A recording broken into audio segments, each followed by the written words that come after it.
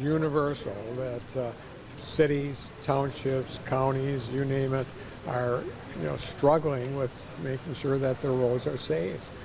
In Pere this afternoon, Governor Tony Evers gathered with state and local leaders to highlight projects that received recent funding through the Wisconsin Surface Transportation Program, or STP.